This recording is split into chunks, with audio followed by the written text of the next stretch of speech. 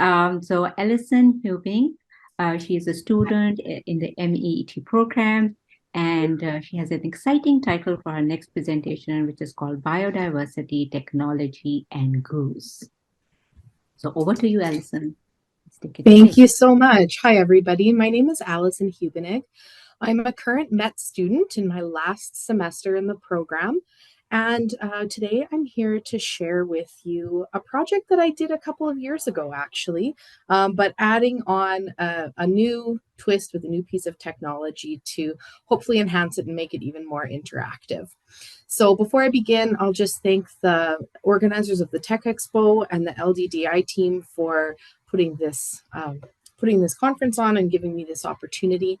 And I know we did have a territorial acknowledgement at the beginning of our conference, but I do want to also acknowledge that in addition to the UBC campus, I am also here on Treaty 6 territory. So that's the traditional and ancestral territory of the Cree, Saulteaux, Métis, Dene, Blackfoot, and Nakota Sioux. And I'm very privileged to live, work, play, learn, and unlearn on this land. I did post into the chat two links. One link is the link to my slides. And instead of putting my slides up on the screen, I'm going to choose to actually put my project up on the screen. So the slides are there for your reference. They really more are speaking notes for me, but they do include links to the different things I'm going to be showing you. As well, near the end of my presentation, I do have a Goose Chase for you to participate in. And Goose Chase is an app that can be downloaded onto your phone. You can get that at goosechase.com. So if you choose to, you can get that downloaded now while I'm sharing my project. So I'll just share my screen here and we'll get started. So my project that I created as part of eTech 510 is the Backyard Biodiversity Wiki. And before I say anything more, I do want to acknowledge the team that put this together. So my colleagues, Lee, Neil, Kat, and Danica are also credited here on our project website. They couldn't be here today, but they send their regards and are sorry they couldn't make it. What we wanted to do with this project is we wanted to create a learning piece that would allow students to collaborate, to create, to actually go through and curate some resources and become content creators. We wanted to find a project that was going to give a good balance between working with technology, but also being outdoors. And we wanted to make this project scalable. So our project is actually designed for a grade 3 science class, and that's how we've set everything up. However, I was able to use it in my elementary school with grade 5s, and it was also used in junior high and high school. And we wanted to create a wiki-style project, so something that was editable by many people that could encourage that collaboration.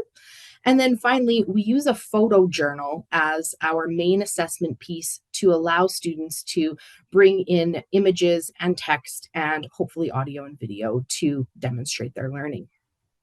The educational frameworks that we looked at here was all about participatory culture. We wanted to give students an opportunity to participate in their own learning.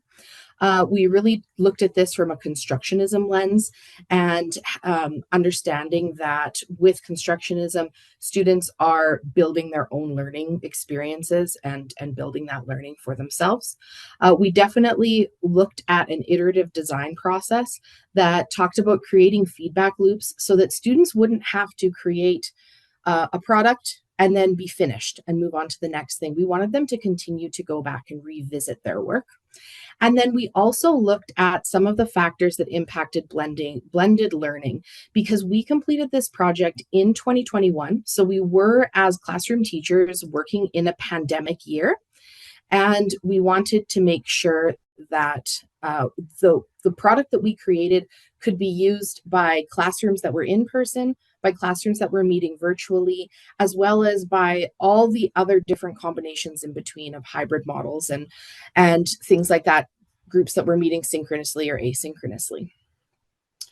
The process that we created was a phased process that I'll show you here as part of our curriculum guide. And I'm just going to open up our kind of wiki project outline. It took educators and students through these phases. So acquiring the technology. We did provide a lot of support for teachers within this unit in way of written instructions, video instructions, the minimum technology required, as well as how they could enhance their projects with extra add-ons with different technologies. We wanted to set up the students to start off with inquiring and asking questions. We wanted to make sure that there was lots of time built in to explore, because exploring biodiversity in our own backyards really involves observation and getting time outside. We wanted to make sure that students had the opportunity to create and also to share their work, to give them a sense of ownership over their work. And then finally, we built in the reflection, assessment, and revision step into the final phase of the project that allowed students to go back and to look at what they've learned, to offer feedback to others, and then to continually improve their work. So that product brought us to creating this website that included a teacher guidebook that has the guides and the videos, the technology requirements that I've mentioned. It has the curriculum guide and all the cross-curricular references. We did frame this out of the British Columbia grade 3 science curriculum. And we have a robust list of references as well as our background research. So everything is housed in this one website.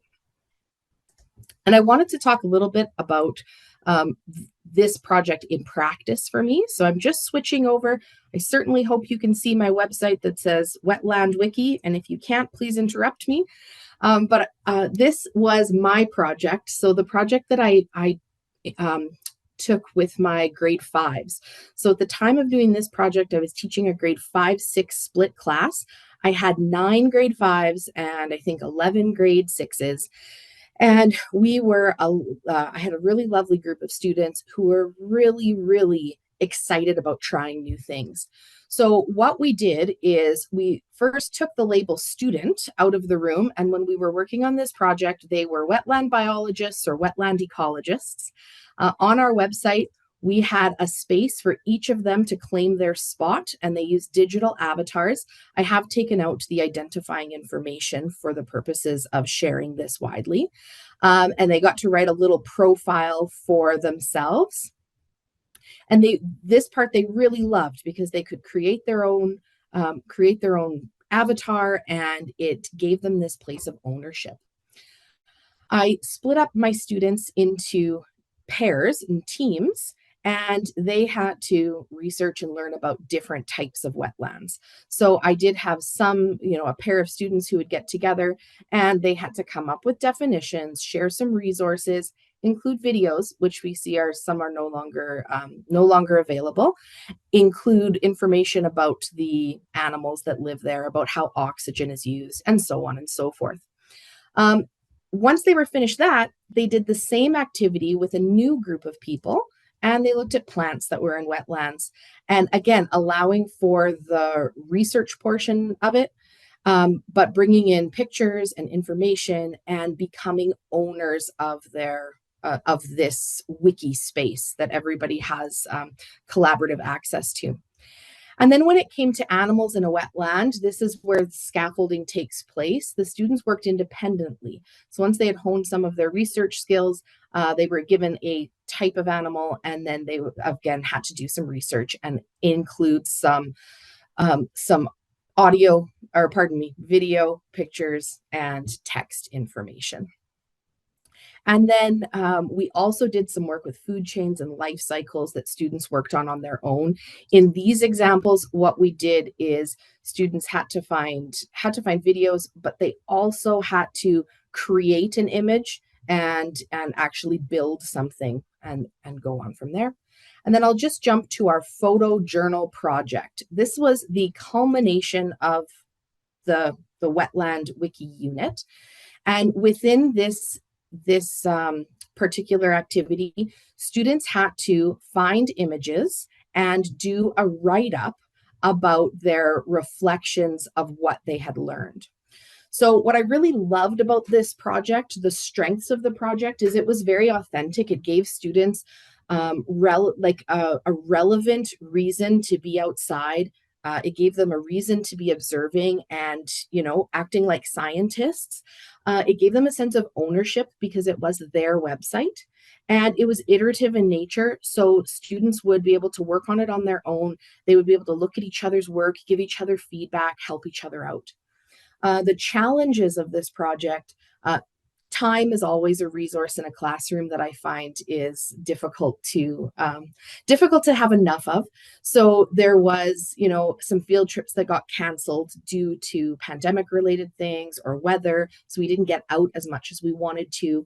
I did have some technology hurdles in that the technology pieces, like my cameras that I wanted to take out into the field at the last minute, my permission was revoked because of fear of the technology being damaged. It was a kind of a cloudy day that day, and we were worried about rain. And I also found that the research skills that I tried to teach the students, because attendance was quite sporadic in the year that I was using this project, we ended up in a situation where some students were able to get all of that direct instruction and really hone their research skills, where other students definitely did have gaps because of extended absences. So that is a really quick show and tell overview of my project. I did time it at 10 minutes and I see I'm 13 minutes, so that's not too bad. But what I would like to invite you to do now is, if you have access to your Goose Chase app, I'm going to put a code in the chat here. And when you open up your Goose Chase app, you should be able to see a button that says join, and you put in this code. It's 6XZGV1. And I'm going to share my screen, and I'm actually going to show you the teacher side, the back end of the Goose Chase app. So I will share my screen again and bring you into the teacher side. So what I did with my Goose Chase app is I created a mission, and that mission has 5 different parts to it. There's a little bingo game, so find and photograph a mammal, an insect, a bird, an arachnid, and one other type of animal in your backyard. Find a definition of biodiversity. Find an image of the living thing that is closest to you during this presentation. And then a couple of canned missions that were provided for me from Goose Chase. There is a lot of missions that you can grab and edit slightly, or you can start from scratch and create your own. And for anybody who has gone into that app, and if you have joined with the code, you'll see that I've set up the mission right now to be done in teams. So you can join a team, herbivore, carnivore, or omnivore. And if you're able to, you can try to complete one of those activities. So on the back end teacher side of Goose Chase, what will happen here is as your students or your participants complete their missions and they submit either by taking a picture, a video, entering in some text as an answer, the activity feed will fill up with activity, and then that can be shared, of course, with all of your participants. So when we completed this project in 2021, we had what I really believed was a solid foundation. I worked with my students to co-create the assessment. We worked through things step by step, giving them the support they needed, and the students who were feeling really confident could run with it and really blossom. Students who needed a little more support, I was there to give them that support, and they also got support from their peers in the form of just peer mentorship. And I really love the goose chase aspect of this. If I had this technology a few years ago when I was doing this, I would have had my students bring their smartphones out with them with the app attached. And in addition to creating a photo journal project, we would also have been able to participate in this really active challenge. So with that, I will end my show and tell, stop sharing my screen, and welcome any questions you might have. Amazing presentation. I see that you have covered so many aspects of this topic and so many activities for students to do from different angles. Yeah, amazing. What were the barriers with the students in using these? Because you have introduced multiple technologies, taking a picture, and given the students are like in grade 2, 3, and then this Goose Chase app, what were the challenges in terms of technology? Thank you so much for your question. So within my classroom, I definitely came from a place of privilege in that our K-6 school, my grade 4 to 6 classes, all had one-to-one Chromebooks. So from the time they were in grade 4, students had access to a Chromebook of their own. So when it came time for things like getting on and editing the website, well, that's something that we had been doing already, and being able to do some basic searches. So technology in that sense wasn't so much of a barrier. What I found was barriers related to going outside the norm of what I wanted to use the technology for. Saying, we have a set of iPads. May I take the iPads out to the wetland today? Or can I take the digital cameras? And I actually we had a lot of barriers kind of when it came to school policy and procedures. And fair enough, to protect the capital investment and the assets that the school owns, keeping in mind that accidents can happen with 10 and 11-year-olds. So we did have some barriers there. You'll notice, or you may have noticed in the photo journal section that I highlighted, some of my students' photos weren't photos that they took on their own. So the way we adapted through that is students were given a paper field journal, and I encouraged them to take sketches and to make notes. And then we found appropriate images that connected back online. So that was one of the barriers. And another barrier was, like I had mentioned before, because of the gaps in attendance during that year, because of pandemic related factors, I did have some students who I felt I wanted to have given more support to with the research process. And, as I even look back now 2 years later, I can see, okay, that section that was copied and pasted off of a website. I did have a student we're from Alberta, but, put in a video about a pond in Florida because it was about a pond. So some of those critical thinking skills, that was the other barrier. I think doing it again, I would want to build those skills and develop them first before embarking on this project. So I hope that answered your question. Yeah, thank you so much. And we have a You're question in welcome. the chat. What was? Natasha. Oh, Yes. sorry. Go ahead. Go ahead. Yeah, Okay, yeah, and I saw Natasha asked what was the favorite part for students. Well, my students really appreciated the fact that they could be outside all of the time, even in the COVID years. My class got to take field trips when other classes didn't, because we looked for ways around it. Instead of being on buses, which weren't allowed, we did walking field trips to get outside. And because of the curriculum that I had the opportunity to teach, there was a lot of opportunities for us to go outside.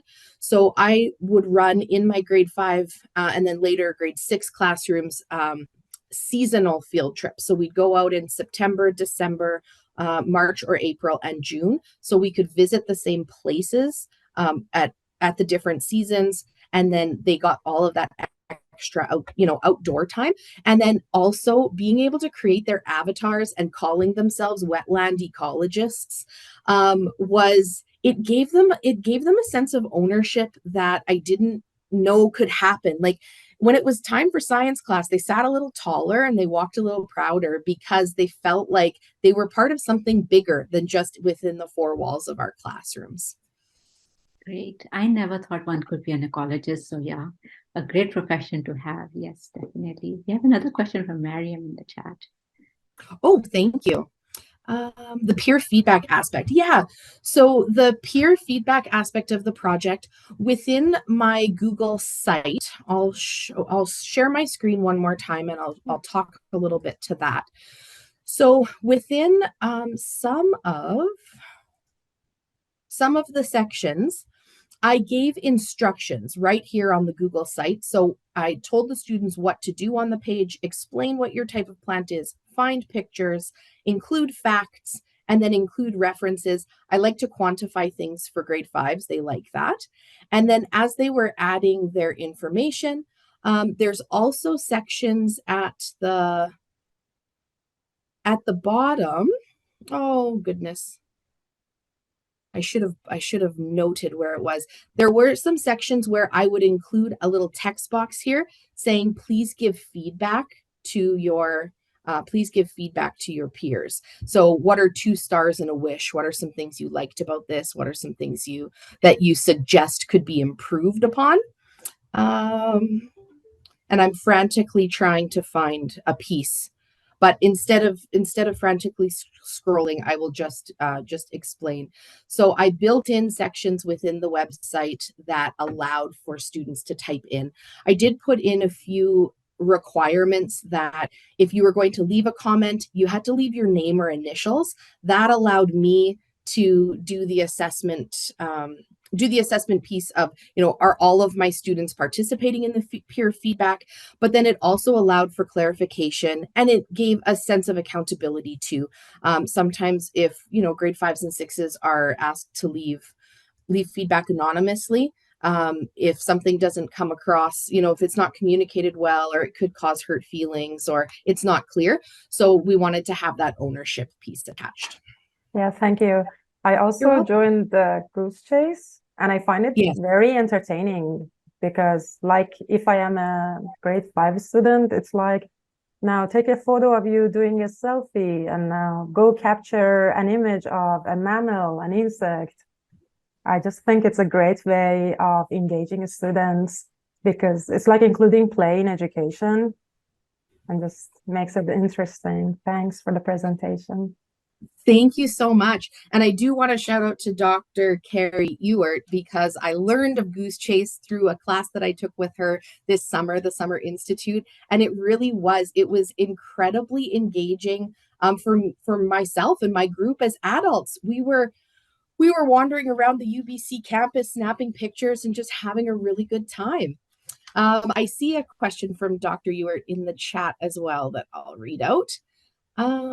Have you considered having the students create a virtual field trip while on their physical field trip for future students to increase multimodal accessibility? This is a great example of place-based learning. Thank you so much for your question, Dr. Carey. I actually, at the time that I taught this, I didn't consider the idea of a virtual field trip. We were very early on in those kind of COVID years, and virtual field trips were something that we really started to see near the end of 2021 and into 2022 in my school division. So at the time that I had created this, it wasn't something that I considered. But since then, in taking the courses that I have and really looking at multimodality, creating inclusive learning experiences, looking through things through that equity, diversity, inclusion, decolonization, and anti-racist lens, I can really see the value of taking some of these things that we do once and then turning them into virtual experiences to share with all. And I guess one other thing that I should add that I didn't include is we saw a real strength of this project that it could be scaled to afford global connections as well. So I completed this within my classroom, but if we had another partner class in another country or even in another province, doing things like this and collaborating together on a wiki type space, or even just sharing our learning from one ecoregion to the next ecoregion is something that can also help to create those connections. All right. Thank you for the question, Dr. Ewert, and drive safe. Is there any other questions? What is the price or costing of this Goose Chase app?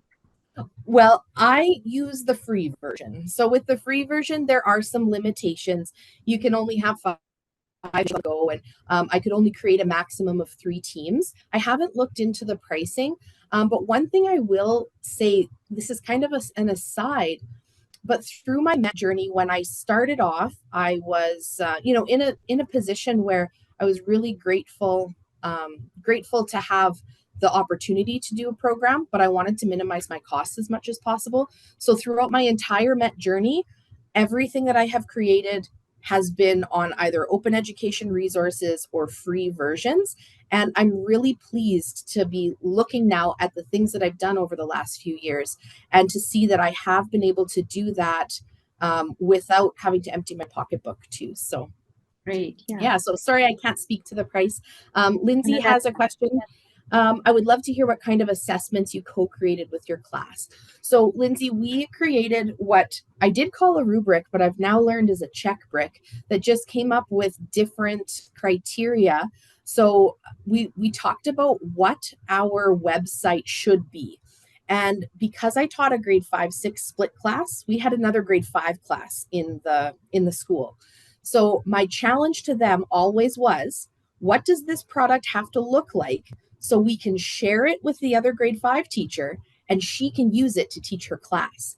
And that was like our guiding principle. So we talked about needing to have pictures that were relevant, and spelling and grammar and everything had to be correct. And you probably saw from the examples that those criteria weren't met in all cases, and that's okay.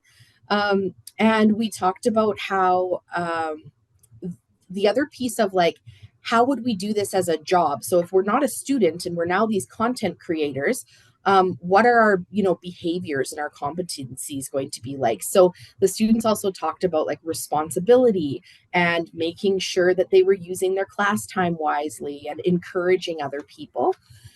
Unfortunately, I'm no longer actually teaching, so I don't have access to all of those kind of historical documents. I was lucky enough to grab the website before my Google Drive got deleted, but so I can't show you that. But those were some of the criteria we had on our check brick. And students assessed themselves, they peer assessed, and then I also had a piece in the assessment. That's really cool. Thanks for sharing. All right. Thank you, everybody. I think my time is up. It has been such a pleasure to be here. And because I am at work, I'm not able to see the last one, but I'm really looking forward to the recording. So thanks for putting this together. Great. Thank you for mentioning this. Yes, I can share my screen once again, and you can find the recordings after the session in the following weeks on our website.